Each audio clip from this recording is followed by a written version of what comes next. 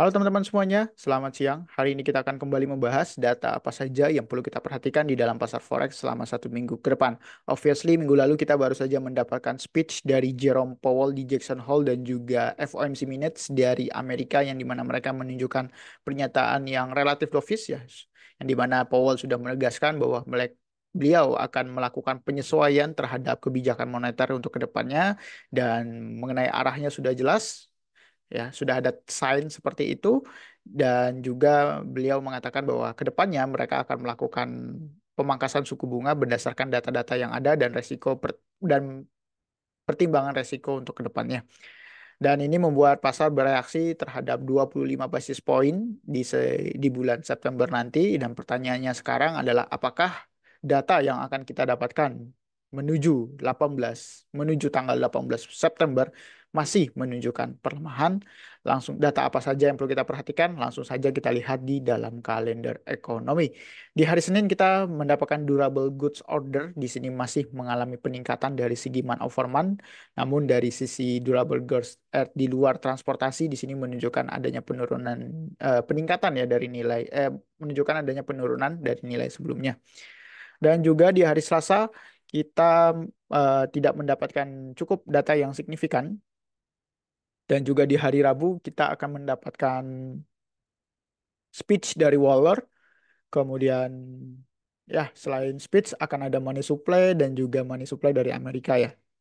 Jadi perhatikan saja speech-speech yang terjadi oleh Bank Sentral karena speech dari Bank Sentral akan sangat sensitif, apalagi eh, member Bank Sentralnya berubah haluan ya dari yang sebelumnya hawkish menjadi dovish, itu akan memberikan dampak terhadap pelemahan bagi US dollar.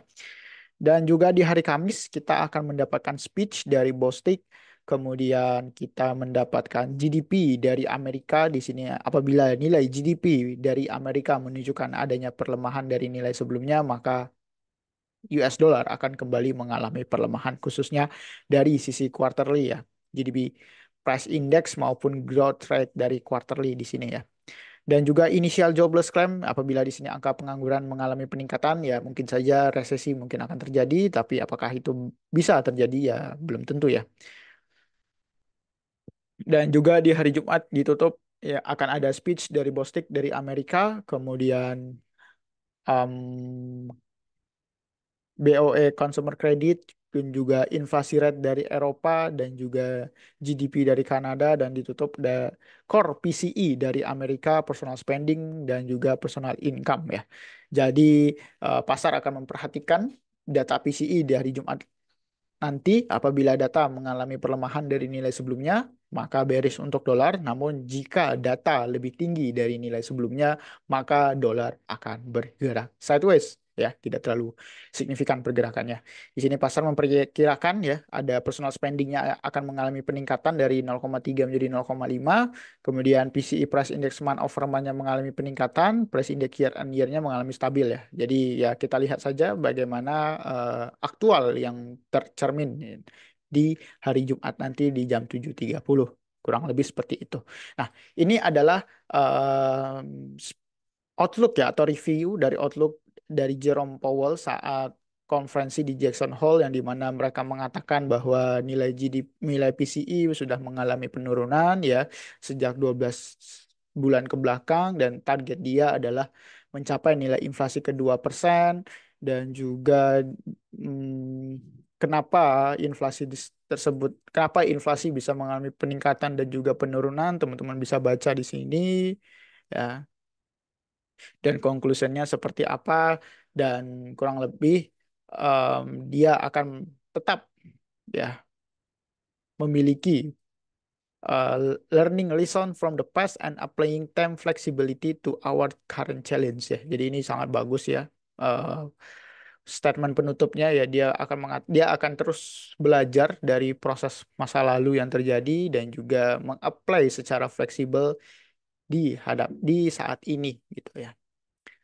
Dan juga dari speech dari Delhi, ya di sini mengatakan too hard to imagine anything could derail rate cut in September ya. Jadi mereka mengatakan bahwa sangat sulit membayangkan apabila rate cut di bulan September dibatalkan. Ya. Dan juga di sini sudah mengatakan time to adjust policy is upon ya. Dan juga labor market is complex imbalance, not saying sign of about weakening.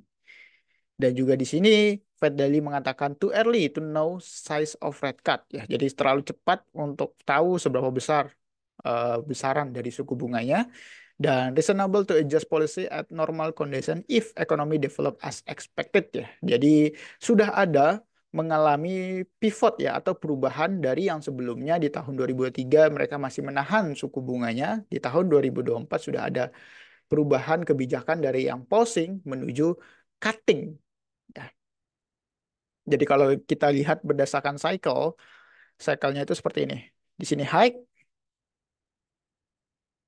Kemudian setelah hike dia akan pause melihat kebijakannya seperti apa, outcome-nya seperti apa. Jika inflasi di sini sudah mengalami penurunan akibat dari kenaikan tingkat suku bunga, mereka akan pause ya. Dan apabila nilai inflasi sudah mengalami penurunan secara signifikan sampai target 2%, mereka akan melakukan cut atau perubahan kebijakan menjadi memangkas suku bunganya ya, memangkas suku bunganya. Jadi peralihan dari pause menuju cut ini sudah sangat jelas ya kebijakannya dan apakah saat cut nanti dolar tidak mengalami pelemahan justru akan mungkin saja dolar akan mengalami penguatan gitu ya karena sentimen rate cut itu sudah dibahas sejak bulan Januari ya Januari Februari Maret tapi baru kejadiannya itu di kuartal ketiga kuartal keempat ya kurang lebih seperti itu ya. Jadi secara fundamental wait and see saja kita lihat dari sisi data PCE yang di mana data PCE eh, masih lama, masih ada hari Jumat. Jadi kita lihat saja berdasarkan dari teknikal apakah kita akan melakukan trade pada aset-aset major pair atau kita bisa melakukan trade pada aset-aset equity seperti Nasdaq ataupun Dow Jones. Kurang lebih seperti itu. Kalau kita lihat dari sisi indeks dolar, kalau dari sisi teknikal saat ini indeks dolar sudah mengalami penurunan yang cukup signifikan ya, dan juga sudah tertahan di area support monthly. Dan apabila support monthly ini tertembus ya next-nya akan berada di sini. Dan kalau kita turunkan dari time frame daily, ya di sini sudah mengalami perlemahan yang cukup signifikan. Ya kita tinggal lihat saja di mana garis retracement-nya. Kalau kita lihat dari sini ke sini, retracement-nya mungkin agak jauh. Tapi ya kita nggak tahu. Ya selama harga masih mengalami lower low, maka ekspektasi kita dia akan membuat sebuah lower low kembali gitu ya. Itu untuk indeks dolar, kemudian kita rotasi aset terhadap XAUUSD. Kalau kita lihat secara teknikal daily, XAUUSD saat ini masih membuat sebuah pergerakan bullish movement, lower higher high, higher low, higher high, higher low, dan expect higher high.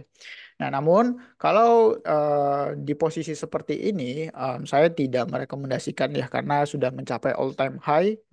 Mungkin kita bisa mencari acuan targetnya itu menggunakan Fibonacci ratio di 1,168 atau 1,72 atau 2,72. Ya, jadi ada di area sini atau di area sini. Nah, terkait sentimennya sudah jelas ya bahwa sentimen rate cut for US itu sudah jelas. Ya tinggal kita lihat apakah rate cut for US masih mendongkrak emas mengalami peningkatan ataukah tidak. Kemudian Australian dollar tidak baik kalau saya lihat secara teknikal sudah all time high, kita sudah mendapatkan profit juga. Kemudian New Zealand USD juga sama, sudah all time high dan sudah tertahan di area resisten di sini, sudah nge-break, kemudian kembali rejection. Nanti saya update apabila ada posisi. Kemudian posisi yang kedua itu ada di UJ ya, karena rate diferensial ya, di mana BOJ akan menaikkan tingkat suku bunga dan US dollar akan memangkas suku bunga. Jadi secara teknikal dan fundamental masih ada potensi untuk USD Jepang Yen mengalami perlemahan ya. Kurang lebih seperti itu. Jadi saya akan hold saja di USD Jepang Yen. Em, Kemudian kita lihat dari pound sterling USD. Oke, pound sterling USD sudah mencapai targetnya di level sini, namun harga masih bergerak bullish. Sampai mana targetnya? Kalau misalkan harga ini sudah tertembus, mungkin dia akan mencari monthly berikutnya itu ada di sini secara long term. Ya, tapi kalau teman-teman masih mau melakukan buy kembali, saya sarankan pergunakan time frame kecil terlebih dahulu, di mana ada reaksinya. Nah, kalau teman-teman lihat dari sisi time frame H4, ini sudah membentuk sebuah flag pattern ya, telah membuat flag pattern dan kalau teman-teman mau melakukan pembelian lagi terhadap pound sterling USD, mengingat pound sterling nilai GDP-nya dan juga nilai inflasinya masih mengalami peningkatan dari sisi month over month, bisa teman-teman hold sampai 200 pips ya. Kurang lebih seperti itu. Kemudian kita lihat terakhir ada Nasdaq. Oke, Nasdaq hampir kena stop loss ya, tapi masih belum kena ya. Saran saya pindahkan saja, move stop loss-nya nanti akan saya update ya. Di sekitar 350 pips. Ya, dia akan bereaksi terlebih dahulu ya. Dia mencari koreksi dulu, kemudian apabila koreksinya sudah selesai, dia akan melanjutkan peningkatannya. Karena secara fundamental masih align ya, masih sama bahwa red card for US dollar masih ada. Tinggal pertanyaannya sekarang, apakah data PCE di hari Jumat menunjang, masih mendukung pelemahan dari US dollar. Oke, teman-teman, mungkin itu aja yang bisa saya update terhadap buat teman-teman di sini. Terima kasih atas waktunya. Happy trading and safe trading.